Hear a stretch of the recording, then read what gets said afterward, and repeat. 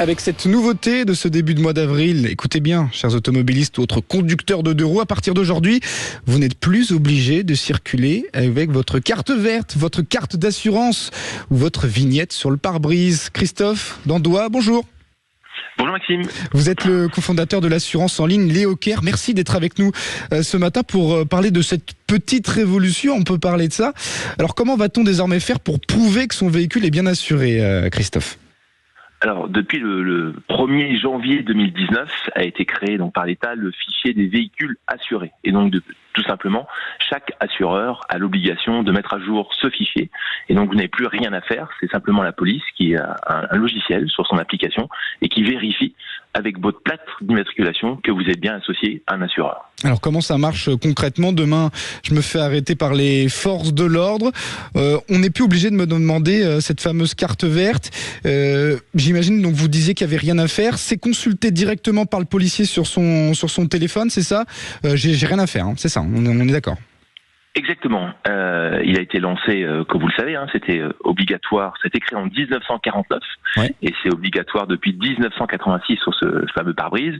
Et donc ça fait quand même déjà 5 ans que ça tourne. En effet, il y a eu de nombreux tests sur s'assurer qu'on a bien l'ensemble des véhicules qui est dans ce fichier. Donc oui, la police maintenant vérifie directement sur cette application et la dématérialisation de cette application est assurée par le travail de la personne qui vous contrôle. Alors j'ai vu que tout de même il y avait quand même un document au début, si on souscrit à une nouvelle assurance. C'est quoi le temps que finalement le fichier se mette à jour ? Alors finalement ce document ne sert à rien, puisque au niveau du contrôle, c'est la police qui effectue et qui vérifie bien qu'au cours des dernières 24 heures, une assurance en France a associé votre véhicule avec le nom d'un assureur. Et donc ce fameux mémo, c'est le nom qui lui a été donné, il va servir surtout lorsque vous allez avoir un accident avec un tiers, puisqu'au moment du constat, dans ce constat, il y a toujours cette notion de contrat, et donc ce mémo, je dirais, synthétise l'ensemble des éléments qui vont vous permettre, avec un tiers, de pouvoir dresser ce constat, et donc notamment votre numéro de contrat, le nom, le prénom, etc., qui est associé. D'accord. Est-ce que vous avez alerté vos clients du côté de Léocare sur ce changement ? Est-ce que vos clients étaient au courant ? Est-ce qu'ils avaient suffisamment, écouté les médias ? Est-ce que vous avez peut-être un retour de ces clients ?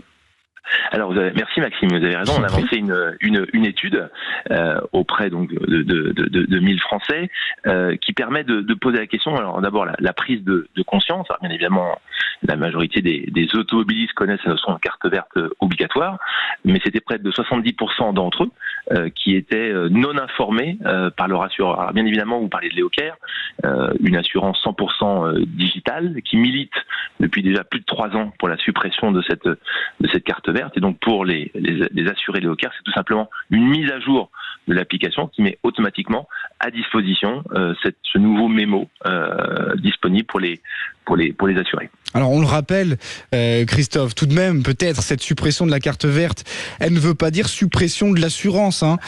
Il faut bien circuler avec une assurance, ça reste obligatoire. C'est quand même une bonne nouvelle globalement. Alors dématérialiser, vous le savez, malheureusement la France était dans les derniers des pays européens à dématérialiser son assurance. À peu près 50 millions de véhicules en France qui avaient cette vignette posée.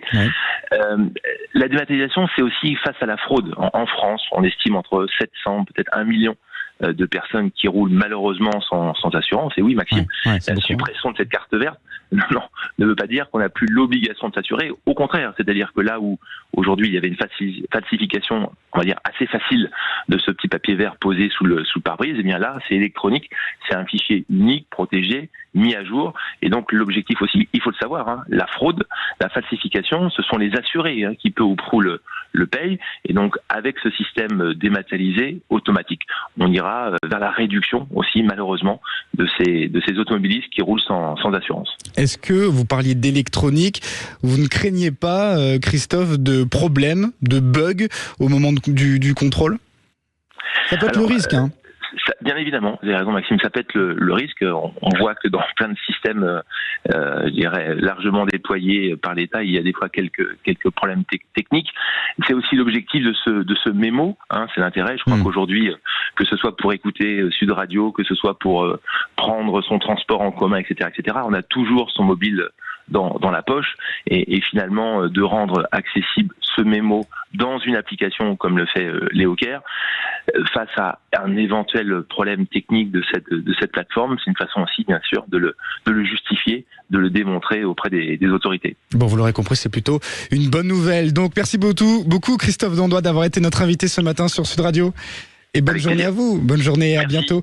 Évidemment, à l'écoute de Sud Radio. Allez, 7h53 sur Sud Radio. Bah tiens, il est là pour prendre le relais du grand matin. C'est Benjamin Glaise.